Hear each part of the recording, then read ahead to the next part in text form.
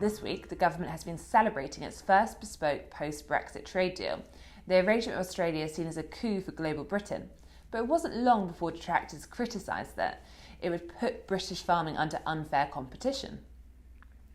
So, should Brits be welcoming the deal? I'm joined now by Tony Abbott, advisor to the UK Board of Trade and the former Australian Prime Minister, as well as James Forsyth, the Spectator's political editor. Tony, you've been pushing for this deal for over a year, so did you celebrate when the news came through? Absolutely.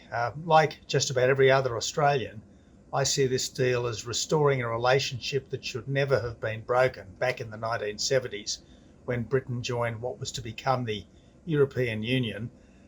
Britain and Australia have always been family and always should be family, and this deal is a way of re-establishing the kinds of family bonds that we always had and will now have again.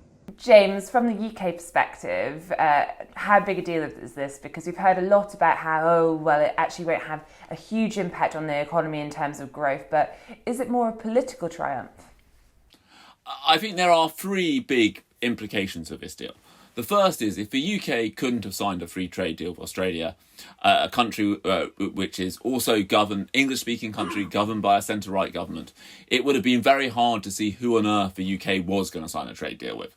So that's the first significance. The second is I think this puts the UK on course to join the comprehensive and progressive Trans-Pacific Partnership, big trading bloc centred around the Pacific Ocean. And I think the particular significance of that is if the WTO becomes fundamentally unworkable because of tensions between China and the West, I think groups like CPTPP are going to be what countries fall back on. And then I think the third significance of it is that I've always thought the domestic politics of a US-UK trade deal are very difficult.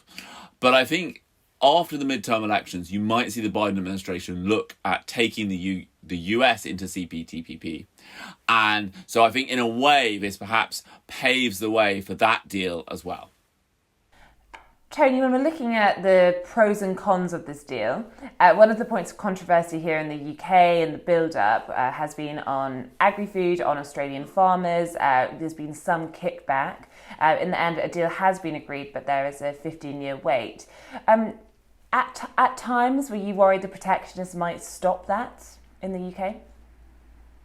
Look, I was certainly a little dismayed at the level of protectionism in some corners of Britain. But every sectional interest is effectively a vested interest, and vested interests will always put their pitch. But in the end, I was confident that the good sense of the British people and the good sense of the Boris Johnson government would prevail. The important thing to remember is that this deal is better for both countries from day one. From day one, Australian goods and Australians will have better access to Britain, and British goods and Britons will have better access to Australia. Tony, is there anything in the deal that you think Australia would have been reluctant, the government, to sign up to? Because there are various commitments on climate change that the UK side pushed for and appeared to be in it. Katie, look, obviously we have yet to see how the thing is elaborated in writing. But my understanding is that the UK government and the Australian government have agreed that further commitments, if any, on emissions reduction will be pursued as part of the COP process. Now, as you know, I'm not an emissions zealot.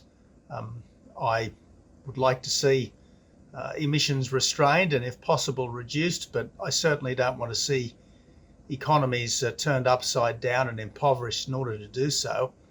I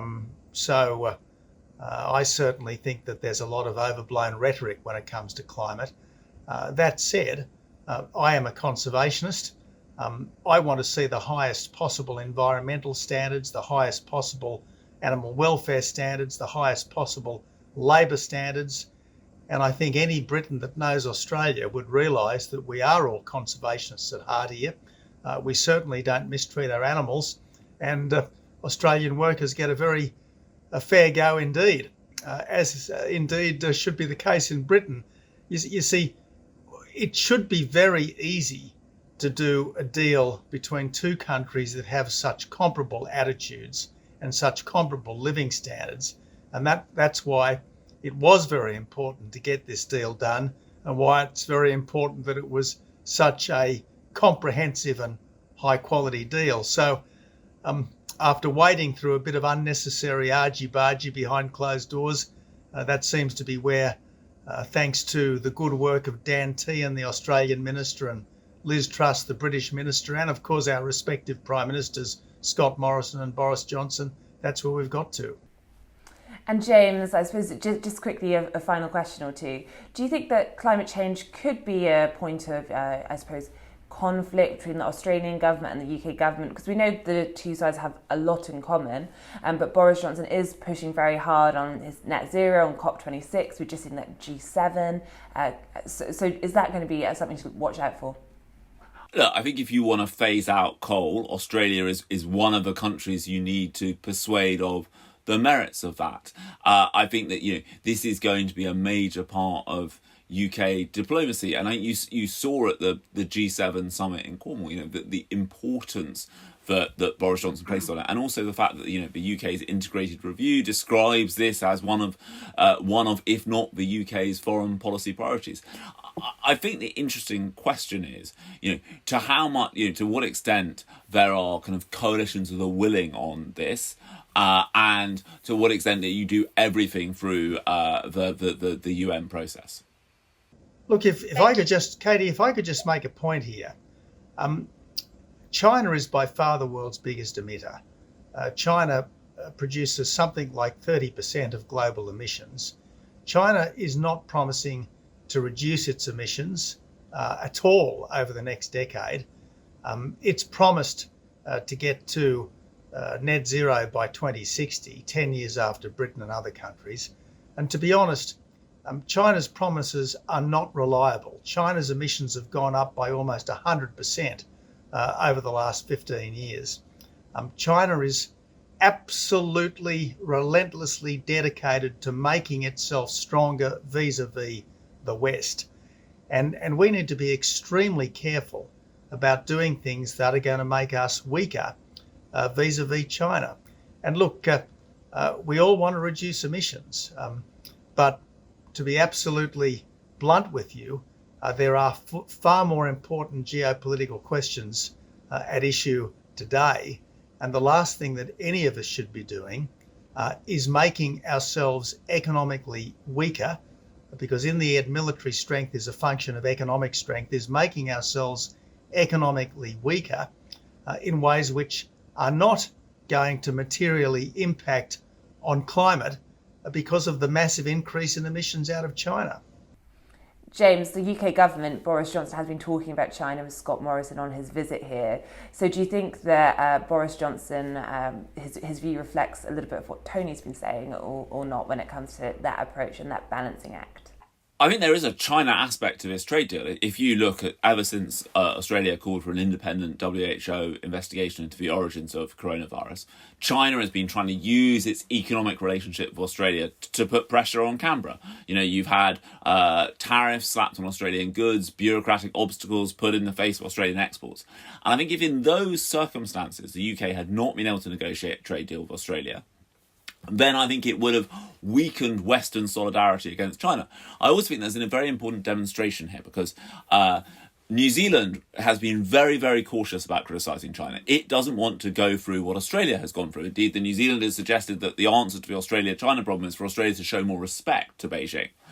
But I think there is a hope. There is a reason to hope here that if you can say to New Zealand, look, you have got yourself into this position of dependency on China, which is frankly unhealthy. There are alternative trading options available. I think that would be a good thing. I think that Australia has woken up to the dangers created by the fact that an economic relationship with China will try and use that to influence your foreign policy. And I think we have to hope that New Zealand will realise the dangers of this too. And just very briefly, and Katie, the other point that needs to be made is that a lot of countries are climate hypocrites, frankly. Australia is often criticised because we don't want to sign up instantly to some commitment 30 years hence. But if you actually look at what we have achieved, our emissions are down almost 15% since 2005. Canada, which is a climate darling, its emissions are down just 1%, and New Zealand, which likewise likes to parade its climate virtue, its emissions are down only 4%. So look at what countries do, not at what they promise to do. And when it comes to actually getting things done, Australia is pretty damn good. James, do you think the UK government can learn from Australia on climate change? I think there is an interesting question about, I think ambitious targets do serve a purpose in that they force politicians to confront hard choices that they might otherwise avoid. But I think that these targets don't work if countries don't meet them. And the other thing that has to be considered is the cost of meeting these targets. Now, it's all very well for politicians to say, look, in 30 years' time, we'll do this. But they won't be held accountable for the costs of actually meeting those targets. Their successors, 2 or 3 generations, political generations later, will have to do all of this. And while all of us want to get emissions down as far and as fast as we can, there is a very significant cost to all of this in terms of jobs in more traditional industries, in terms of the extra cost of redundancy to renewable power, and none of this can be discounted. Tony and James, thank you very much.